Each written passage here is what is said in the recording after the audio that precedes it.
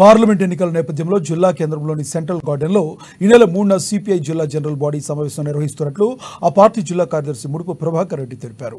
స్థానిక పార్టీ కార్యాలయంలో ఏర్పాటు చేసిన మీడియా సమావేశంలో ఇందుకు సంబంధించిన వివరాలు ఆయన వెల్లడించారు.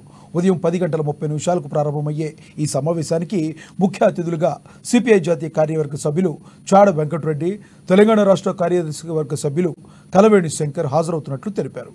అలాగే కాంగ్రెస్ పార్టీ తరపున ఆదిలాబాద్ జిల్లా ఇన్ఛార్జి మంత్రి సీతక్క, ఎంపీ అభ్యర్థి ఆత్రం సుగుణక్క, ఖానాపూర్ ఎమ్మెల్యే వెడ్మబొజ్జు పటేల్, ఆదిలాబాద్ బోధ్ నియోజకవర్గ ఇన్ఛార్జి కంది శ్రీనివాసరెడ్డి, ఆడే గజేందర్ వస్తున్నట్లు వివరించారు. సిపిఐ నాయకులు, కార్యకర్తలు అధిక సంఖ్యలో తరలి రావాలని పిలుపునిచ్చారు.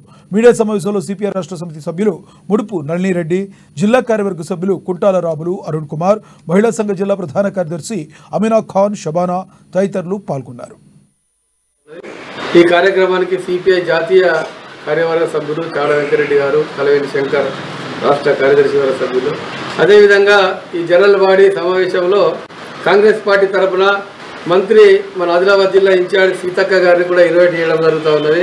అదేవిధంగా ఎంపీ క్యాండిడేట్ ఆత్రం సుగుణక్కర్ కూడా పిలుస్తూ ఉన్నాం. ఎమ్మెల్యే గారు వెడ్మబొజ్జు గారు, మన ఆదిలాబాద్ ఇన్ఛార్జి కంది శ్రీనివాసరెడ్డి గారిని కూడా, అంటే బోత్ ఇన్ఛార్జి ఆడే గజేందర్ గారు, ఇంకా సిపిఐ శ్రేణులు, కార్యకర్తలు, కాంగ్రెస్ పార్టీ శ్రేణులు అందరు ఆహ్వానితులే ఈ కార్యక్రమానికి అని తెలియజేస్తా ఉన్నాం. ముఖ్యంగా కేంద్రంలో బీజేపీ ప్రభుత్వాన్ని కలిసికట్టుగా మనం అందరం కలిసి ఈ అవినీతి ప్రభుత్వాన్ని, బీజేపీ ప్రభుత్వాన్ని కాలదొలి ప్రజాస్వామ్యాన్ని, భారత రాజ్యాంగాన్ని రక్షించుకునే దశలో దేశంలో అనేక రాజకీయ పార్టీల ఇండియా కూటమి అనేది సిపిఐ కానీ, కాంగ్రెస్ పార్టీ కానీ ఇతర పార్టీలతో, ఎన్డీఏ కూటమి బీజేపీ అయితే ఇండియా కూటమి కాంగ్రెస్ పార్టీ, కమ్యూనిస్ట్ పార్టీల ఇంకా ఇతర పార్టీలతోటి ఒక కూటమి ఏర్పడ్డాయి. ఈ కూటమి గెలవడం వల్ల దేశ ప్రజలకు ప్రయోజనాలు ఉంటాయి. దళిత, ఎస్సీ, ఎస్టీ, బీసీల హక్కుల్ని కాలరాసే విధంగా బీజేపీ అనేక మంది ప్రచారం చేస్తా ఉన్నారు. 400 సీట్లు వస్తే బీజేపీకి రాజ్యాంగాన్ని మారుస్తాం, ఎస్సీ, ఎస్టీ, బీసీ మైనార్టీల రిజర్వేషన్ తొలగిస్తాం, ఈ దేశంలో మరోపల్లి రాజకీయాలు చేస్తామని చెప్పి బీజేపీ పార్టీ ఇలా